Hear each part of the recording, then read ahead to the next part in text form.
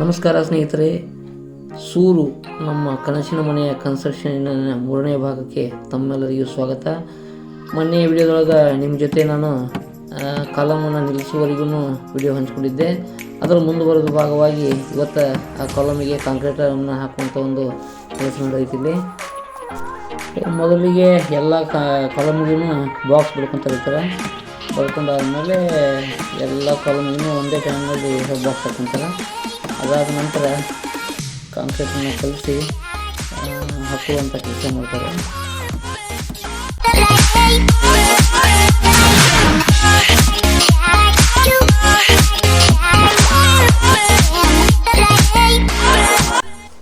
Once box ಎಲ್ಲ complete ಆದಮೇಲೆ ಈ ಥರ ಕಾಂಕ್ರೀಟನ್ನು ಒಂದೊಂದು ಕಾಲಮಿಗೆ ಹಾಕ್ಕೊಂಡು ಹೋಗ್ತಾರೆ. ಈಗ ಕಾಲಮಿಗೆ ಕಾಂಕ್ರೀಟ್ ಹಾಕೋದು ಟೈಮ್ನೊಳಗೆ ಸ್ವಲ್ಪ ನಾವು ಭಾಳ ಕೇರ್ಫುಲ್ಲಾಗಿ ಇರಬೇಕು. ಯಾಕಂದ್ರೆ ನಮ್ಮ ಇಡೀ ಬಿಲ್ಡಿಂಗ್ ನಿಲ್ಲೋದೇ ಈ ಕಾಲಮಿನ ಮೇಲೆ ನಿಲ್ತದೆ ಅಂತ ಹೇಳ್ಬೋದು. ಹಾಗಾಗಿ ಕಾಲಮಿಗೆ ಕಾಂಕ್ರೀಟ್ ಹಾಕುವಾಗ ಏನೈತಿಲ್ಲ, ಒಂದು ಬಡಗಿಯಿಂದ ತೊಗೊಂಡು ಅದು ಎಲ್ಲಿಯೂ ಏರು ಹಿಡಿಲಾರ್ದಂಗೆ ಹಂತವಾಗಿ ಸಾವಕಾಶವಾಗಿ ಈ ಥರ ಬುಟ್ಟಿಯಿಂದ ಹಾಕ್ಕೊಂಡು ಒಂದು ಬಡಗಿಲಿಂದ ಅಥವಾ ಒಂದು ಯಾವುದಾದ್ರು ಒಂದು ಕೆಬಿನ್ ಸ್ಟಿಕ್ಕಿಂದ ಅದನ್ನು ಮೇಲೆ ಒತ್ತಿರ್ಬೇಕು. ಅಂದರೆ ಯಾವುದೇ ರೀತಿ ಏರ್ ಅದರೊಳಗೆ ಎಂಟ್ರ್ ಆಗಬಾರ್ದು.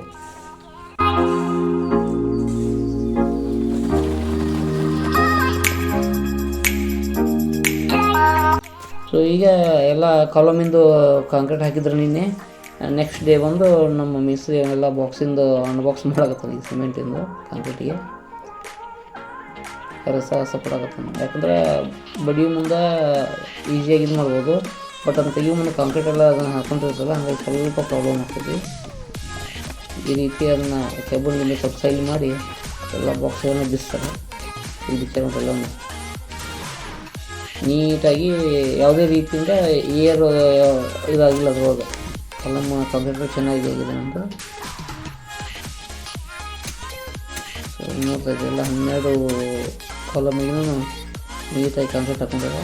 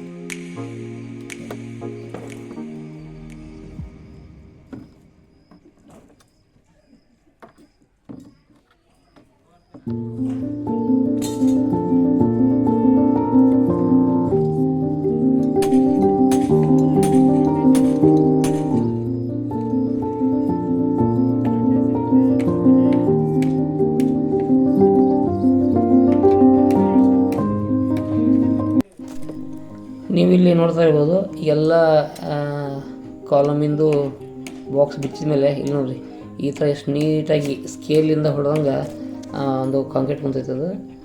ಹಾಗಾಗಿ ಯಾವುದೇ ರೀತಿ ಕಾಲಮ್ ಹಾಕುವಾಗ ಕೆಲವೊಂದು ಟೈಮ್ ನೀವು ನೋಡಿರ್ಬೋದು ಒಳಗಡೆಯಿಂದ ಅದು ಕೆಬ್ಬನ್ನ ಕಾಣೋದಿರಲಿ, ಐರನ್ನು ಇಲ್ಲಾಂದರೆ ಯಾವುದೋ ಇದು ಕಲ್ಲು ಒಳಗಿಂದ ಹಾಕಿದಂಥ ಕಲ್ಲು ಅದು ಕಾಣಿಸುವಂಥದ್ದು ಕೂಡ ಇರ್ತೈತಿ. ಆ ಥರ ಆಗಬಾರ್ದು. ಹಂಗೆ ಆಗೋದ್ರಿಂದ ಏನಾಗ್ತದೆ ಅಂದರೆ ಒಳಗಡೆ ಏರ್ ಹೋಗಿ ಆಮೇಲೆ ನೆಕ್ಸ್ಟ್ ಕಮಿಂಗ್ ಡೇಸ್ ಅದರಲ್ಲಿ ನೀರು ಹೋಗಿ ಸ್ಟೀಲ್ ಏನೈತಿಲ್ಲ ರಸ್ಟ್ ಹಿಡಿಯುವಂಥ ಚಾನ್ಸಸ್ ಜಾಸ್ತಿ ಇರ್ತೈತಿ.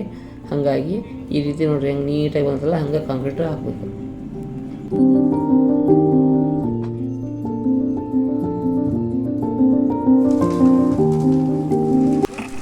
ಸೊ ಈಗ ಎಲ್ಲ ಕಾಲಮಿಂದು ಕಾಂಕ್ರೀಟ್ ಆದಮೇಲೆ ಈಗ ವಾಟರ್ ಟ್ಯಾಂಕಿಗೆ ಕಾಂಕ್ರೀಟನ್ನ ಹಾಕೊಳಕತ್ತಾರ. ನಿನ್ನೆ ದಿವಸ ಅದಕ್ಕೆಲ್ಲ ಸೆಂಟ್ರಿಂಗ್ ಪಡ್ಕೊಂಡಿದ್ರು. ನೀವು ನೋಡ್ಬೋದು ಈ ಥರ ಸೆಂಟ್ರಿಂಗ್ ಪಡ್ಕೊಂಡಿದ್ರು. ಇದು ನಮ್ಮದು ಒಂದು 1.5 ಟ್ಯಾಂಕರ್ ಹಿಡಿಯುವಷ್ಟು ಟ್ಯಾಂಕ್ ಇದೆ ನಮ್ಮದು. ಅಂದಾಜು ಒಂದು 7-7.5 ಫೂಟ್ ಹೈಟು, ಆಮೇಲೆ 7-8 ಫೂಟು ಅಗಲ ಇದೆ.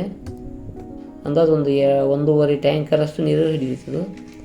ನಿನ್ನೆ ಅಷ್ಟೇ ಇದಕ್ಕೆಲ್ಲ ಸೆಂಟ್ರಿಂಗ್ ಮಾಡ್ಕೊಂಡಿದ್ರು. ಈಗ ಅದಕ್ಕೆ ಕಾಂಕ್ರೀಟ್ ಹಾಕೊಳಕತ್ತಾರ.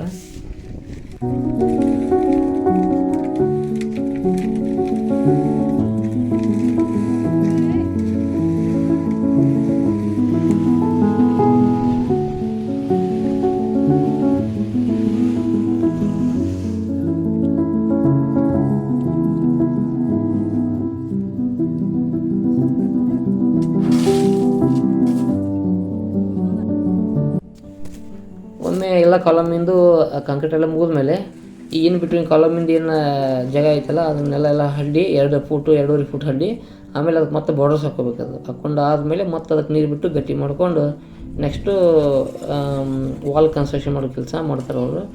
ಈಗೆಲ್ಲ ಕಾಲಮ್ ಆದಮೇಲೆ ಒಂದು 3 ದಿವಸ 4 ದಿವಸ ನೀರು ಹೊಡಿ ಅಂತಾರೆ ಅವರು. ನೀರು ಹೊಡೆದಾದ್ಮೇಲೆ ಇನ್ ಬಿಟ್ವೀನ್ ಏನು ಕಾಲಮ್ನಲ್ಲಿ ಏನು ಜಾಗ ಐತಲ್ಲ ನೆಲ ಅದನ್ನು ಹಡ್ಡಿ ಅದಕ್ಕೆ ಮತ್ತೆ ನಾವು ಬಾರ್ಡರ್ಸ್ ಹಾಕ್ತೇವೆ. ಸೊ ಇಲ್ಲಿ ಇದಕ್ಕೆ ಟ್ಯಾಂಕಿಗೆ ಕಾಂಕ್ರೀಟ್ ಕಲಿಸ್ಕೋತಾರೆ. ಕಲಿಸ್ಕೊಂಡಾದ್ಮೇಲೆ ಆಮೇಲೆ ನೀರು ಹಾಕಿದಾಗ ಸ್ವಲ್ಪ ಏನೋ ಇಲ್ಲಿ ಏರ್ ಕ್ರ್ಯಾಕ್ ಇತ್ತು ಅಥವಾ ಕಾಂಕ್ರೀಟ್ ಸರಿ ಹಾಕಿರಲಿಲ್ಲ ಅಂದರೆ ಟ್ಯಾಂಕ್ ಪೂರ್ತಿ ಲೀಕೇಜ್ ಆಗುವಂಥ ಚಾನ್ಸಸ್ ಇರುತ್ತೆ. ಹೀಗಾಗಿ ನಿಧಾನವಾಗಿ ಒಂದು ಇದು ಏನು ರೀ ಐರನ್ನಿಂದ ಅಲ್ಲಿ ಅಥವಾ ಒಂದು ಕಟ್ಟಿಗೆಯಿಂದ ಅದು ಪೂರ್ತಿ ಎಲ್ಲ ಕೆಳಗೆ ನೀಟಾಗಿ ಸಿಮೆಂಟ್ ಹಿಡಿಯೋಂಗೆ ಕಾಂಕ್ರೀಟ್ ಹಾಕಬೇಕು.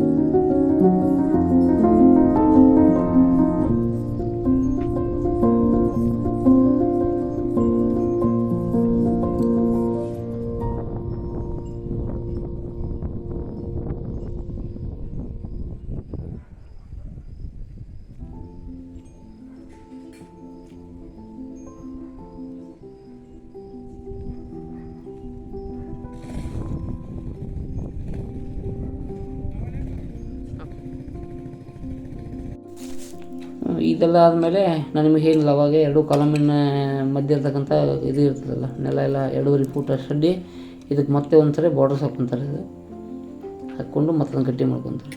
ನೋಡಿ ಸುತ್ತ ಕಡೆ ಎಲ್ಲ 12 ಕಾಲಮಿನ ಅದಲ್ಲ 12 ಕಾಲಮಿನ ನಡಕಿರ್ತಕ್ಕಂಥ ಎಲ್ಲ ನೆಲನ ಇಷ್ಟು ಹಾಡ್ತಾರೆ. ಅದು 2.5 ಫೂಟ್. ಆಮೇಲೆ ಮಧ್ಯೆ ಇರ್ತಕ್ಕಂಥ ಕಾಲಮ್ನು ಕೂಡ ಅದನ್ನೆಲ್ಲ ಲಿಂಕ್ ಮಾಡ್ಕೊತಾರಲ್ಲ ಈ ಥರ ಹಡ್ಡಿ.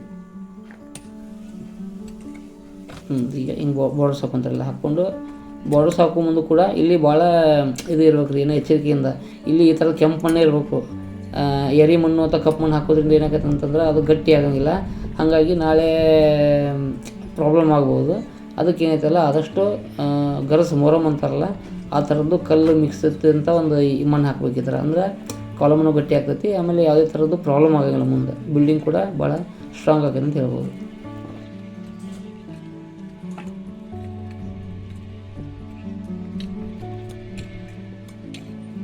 ಎಲ್ಲ ಸುತ್ತ ಕಡೆಯೂ ಈ ಥರದ ಕೆಂಪು ಮಣ್ಣು ಹಾಕ್ಕೊಂತ ಬರ್ಬೇಕು. ಇಲ್ಲಿ ಎಲ್ಲ ಏನು ಹಡ್ಡ್ಯಾರಲ್ಲ ಎಲ್ಲ ಕಡೆಯೂ ಈ ಥರದ ಬಾರ್ಡರ್ಸ್ ಹಾಕ್ಕೊಂಡು ಹಿಂಗೆ ಗಟ್ಟಿ ಮಾಡ್ಕೊತ ಬರ್ಬೇಕು. ಬಾರ್ಡರ್ಸ್ ಎಲ್ಲ ಹಾಕೋದು ಕಂಪ್ಲೀಟ್ ಆದಮೇಲೆ ಈ ಥರ ಮತ್ತೆ ಒಂದು ಸಲ ನೀರು ಬಿಡಬೇಕು. ಒಂದು 2 ದಿವಸ 3 ದಿವಸ ಫುಲ್ ಎಲ್ಲ ನೀರು ಹಿಂಡ್ಕೊಂಡು ಮಣ್ಣೆಲ್ಲ ಗಟ್ಟಿಯಾಗಿ ನೀರು ಹೋಗೋದು. ಅಂದರೆ ಯಾವುದೇ ರೀತಿಯಿಂದ ಇದು ಒಳಗಡೆ ಏರ್ ಇರಬಾರ್ದು, ಮಣ್ಣು ಗಟ್ಟಿಯಾಗಿ ಇರಬೇಕು. ಹಂಗೆ ನೀರು ಇರಬೇಕು. ಸೊ ಇದಿಷ್ಟು ಇಲ್ಲಿವರೆಗೂ ನಮ್ಮ ಮನೆ ಕನ್ಸ್ಟ್ರಕ್ಷನ್ ವೀಡಿಯೋ ನಿಮ್ಮ ಜೊತೆ ಶೇರ್ ಮಾಡ್ಕೊಂಡಿದ್ದೀನಿ ಫ್ರೆಂಡ್ಸ್. ಇನ್ನು ನೆಕ್ಸ್ಟು ಬುನಾದಿ ಹಾಕ್ಕೊಂಡು ಅದ್ರ ಮೇಲೆ ಗೋಡೆ ಕಟ್ಟುವಂಥ ವೀಡಿಯೋನ ನಿಮ್ಮ ಜೊತೆ ಶೇರ್ ಮಾಡ್ಕೊತೀನಿ. ಅಲ್ಲಿವರೆಗೂ ನಮ್ಮ ವೀಡಿಯೋ ನೋಡ್ತಾಯಿರಿ, ಸಪೋರ್ಟ್ ಮಾಡ್ತಾಯಿರಿ. Thank you, bye.